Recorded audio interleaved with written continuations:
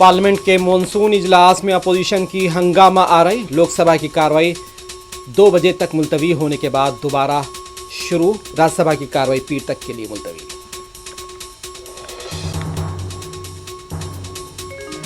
Parliament house के अहाते में भी अपोजिशन का एहतजाज। SIR, जमहूरियत पर वार के नारे।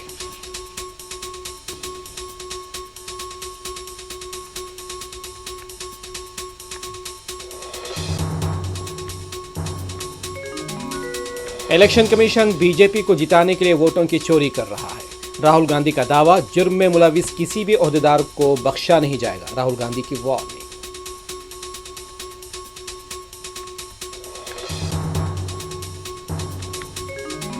हैदराबाद में आज से शुरू हुआ नए राशन कार्ड की तकसीम का प्रोग्राम। रियासती वजीर पूनम प्रभाकर की राशन कार्ड की तकसीमी प्रोग्राम में शिरकत।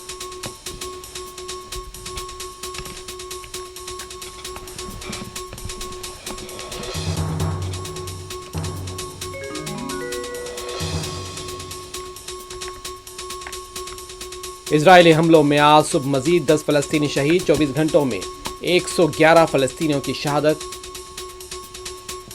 अमरीकी वफ्द का आज गजा दौरा।